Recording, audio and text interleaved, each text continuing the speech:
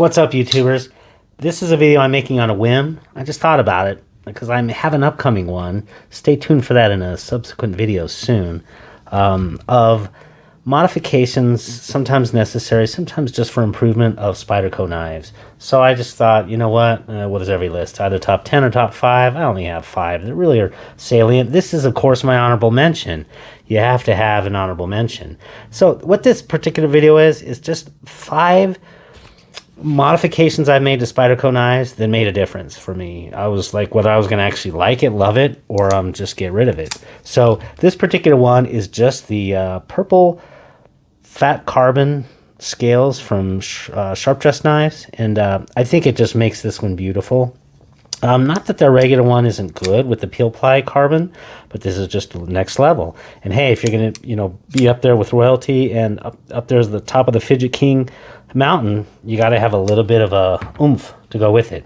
So the first knife that I had is the Spyderco Rock Lobster. This is the re-resurrection from Blade HQ. It came in the Jade G10, and it has the M4 steel. G10 Lobster, that didn't look appropriate. So I did go ahead and red dye this one. Not red dye. Well, it is red dyed too. It's actually red dyed to look a little bit more like a lobster. I wanted it to be kind of a sharper red. It ended up looking a little bit like a Merlot, so it's a wine. But at least I think it looks a little bit more like a lobster. This is a Jens Onso and Jesper Voxnay's design. Actually, this might just be Jens Onso. I don't know. It's been a while since I did that review. But it was a knife that I liked.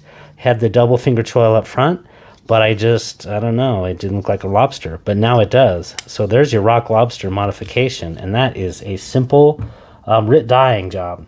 So the next one I have is the Spyderco Ladybug. This is one of their tiny ones, and this is the Knife Center exclusive with, I think it's like a suspended or whatever, cocoa bowl of wood or something like that. But I love this one. You can see it gets lots of good use on it. It was so tiny that from a functional perspective, I could only fit 2.5 fingers on there. So something as simple as just putting a lanyard on there, and the fact that they put a lanyard hole on this tiny knife was fantastic. So now not only do I have to actually, forego getting arthritis trying to open and close my knife, it's completely functional. And I kind of forgot about this one when I did my the Spyderco Lil Native, as far as the best fifth pocket knife, or what I had considered the best fifth pocket knife, because look at this little one. So there's the Spyderco Lil Native. This one is actually an even better fifth pocket knife, I think. And so I just kind of forgot about this one because I had been carrying this one for a little while. So yeah, just literally having that lanyard loop on this tiny little knife, you can just pinch it there and you actually get a 4 full finger grip there.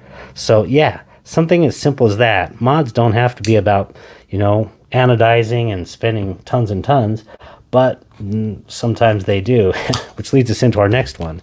This is the Spyderco Tonto version, and it's the Blade HQ specific of the PM2, and you can probably guess what the modification is on this one. Generally speaking, I do replace the clips on the PM3s, but I don't on the PM2s. Because it's not as big of a deal having that much, blade sticking out. Or not blade, but handle sticking out. We're going to get to the PM3 in just a moment. This is kind of one of those, this is not my user knife. I was like, you know what? I actually absolutely love this knife. In fact, I bought the regular S30V one first. Used the heck out of that thing. Scratched that thing to death. Actually, it punctures into metal. And I haven't yet done a full review on that one. Do look forward to that one because I use it a lot. But that's kind of my preferred user. And then when I had a chance, because I love that knife, to get the M4 version with the, again, the jade green G10 scales, I was like, you know what? I'm going to get that one. And I just went ahead and dressed it up. So the Rips Garage Tech timascus clip is not only actually adds comfort, and you can get this so it's not timascus, because this one adds a lot to the price. It's $134. Yeah, yikes. But you can get the regular ones for like $60, and they're mill titanium, and you can get it to match your knife relatively well. Fantastic. It flattens that so it doesn't have the spoon sticking in your hand. Everything about it just makes it superior. And on this particular knife, yeah, I think it makes actually a great addition. So that's one of those that is principally cosmetic. Since I had already decided I'm not going to really make that a user knife, The next one is fully functional. So the Spyderco Para Military 3 or PM3, I don't even know if they call it the Paramilitary or just PM3. This was my second oldest knife, kind of in the good knife world. I've had this one for 7 years. About 3.5 years ago, I realized, hey, wait a minute, because I was just letting this sit and float in my pocket. I wasn't even using the pocket clip, because again, the PM3, let me go ahead and show that. The PM3 standard pocket clip leaves about a third of the freaking knife visible, and so that is a problem. Not from a comfort perspective, it's actually just fine as far as comfort goes, but it's kind of like the Kershaw leak, which has, I think it's the leak that has a really nasty one, and it just leaves about a third of the knife sticking out of your pocket, just too much. So this is the Crewwear Edition Knife Center specific, and I haven't yet done anything with it. For the most part, it was just, I got it because I know these are kind of rare, and yeah, that's one of those. But going back some time with my original PM3, this is the original S30V, I had already had a lanyard loop, and this just sat in my pocket because I wasn't going to have a fourth of the knife sitting out there. So yeah, about 3 or 4 years ago, I did replace the clip. Something as simple as replacing the clip, letting it sit deep carry. This one has kind of a cool little spider shape on there. You can see that. I got this one on Etsy some years ago. It's titanium, so yeah, it works great. And you can even see where I had the wear for a few years of the original there on the G10.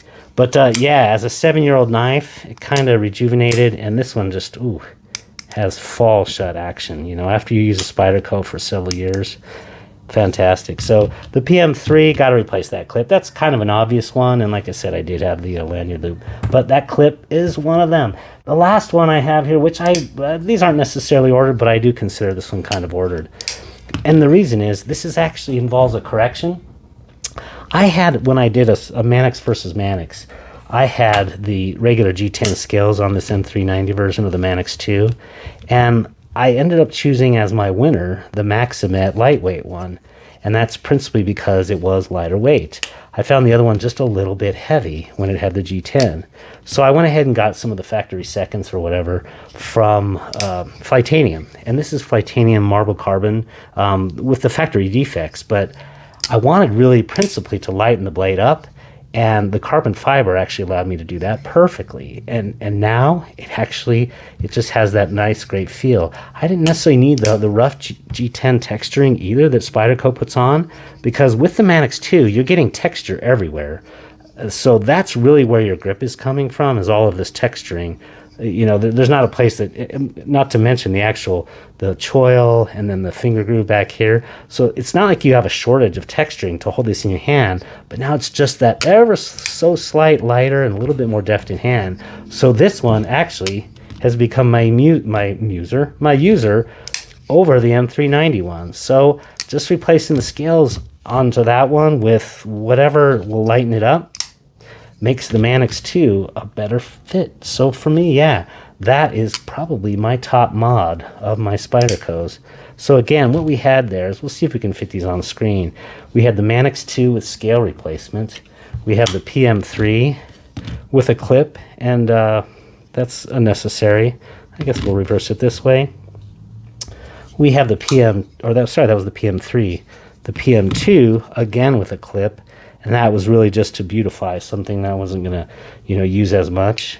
Then we have just something as simple as a lanyard on the back of that Ladybug, and the Rock Lobster to make it look like an actual lobster. So hope this was interesting, if not of use. It's probably not going to be of any use at all, but if you're just looking for some things that, to do on a Spyderco, or you're interested in what other people have done, hopefully this helped. If you did go ahead and hit that thumbs up button and subscribe. Have a great day. Take care now.